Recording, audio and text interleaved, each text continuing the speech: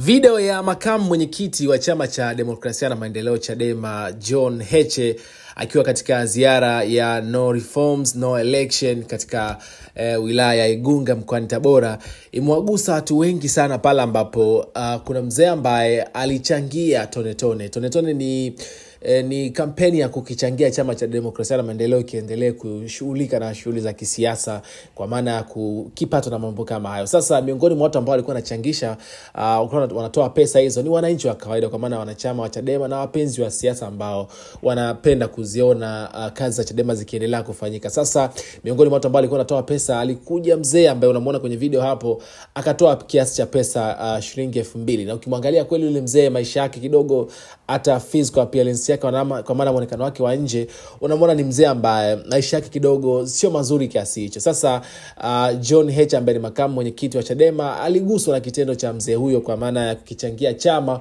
ili hali yeye mwenyewe hali ya kiuchumi sio nzuri. Sasa Heche akaamua kumshika mkono yule mzee na akaambia pia vijana na watu ambao walikuwa maeneo yale kwamba muangalieni huyu mzee mama kukichangia chama huku yeye mwenyewe akiwa hana chochote. Sasa kutokana na moyo wake huu mimi naamua kumunga mkono kwa kumpa shilingi 100,000 za Kitanzania na kamkabidhi pale mbele za kamera na wananchi wengine ambao walikuwa katika hilo eneo wakaenda kushuhudia kile ambacho alikifanya Heche. Lengo lilikuwa ni kuonesha ile namna gani ambavyo watu wana mapenzi na chama cha demokrasia na maendeleo pia na kuonesha pia utu, sio kupokea tu wakati mwingine pia pale ambapo unaona kuna ulazima wa kutoa basi kama viongozi pia wenyewe wanatoa support yao kwa maana ya kutoa pia. Lakini Heche alizungumza mengine ikiwemo kukemea kitendo cha baadhi ya watu kujaribu kuharibu ama kuvuruga mkutano huo wa kisiasa ambao ulikuwa unaendeshwa na Chadema kwa sababu kuna watu ambao walivamia wakaanza kurusha mawe na yeye mwenyewe alidai kwamba ni watu ambao walitumwa kwa ajili ya kuvuruga ule mkutano. Sasa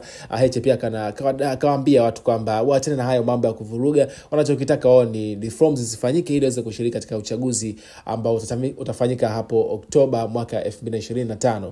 Naambia na wewe unadhani una lipi la kuzungumza katika hili, na hapa nakuwekea video pia uitazame na wewe unaambie pia imegusa kwa namna gani hasa, unadhani pia nini kifanyike ili Chadema pia endelee na shughuli zake za kisiasa. Na ikumbukwe tu siku ya jana pia kuna tamko ambalo limetoka kutoka mahakamani ili toa sitisho maalum katika kwa maana shughuli za kichama kwa chama cha demokrasia na maendeleo mpaka wiki 2 zipite. Pengine katika hili pia una maoni gani? Na kuwekea video hapo mbele uitazama pia na unaambie una maoni gani katika hili hapa. Asante.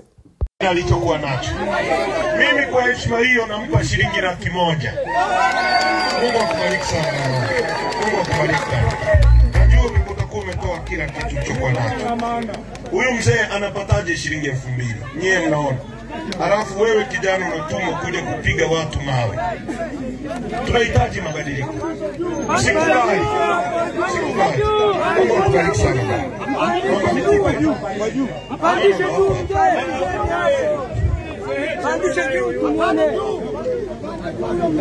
Kapandisha juu baba.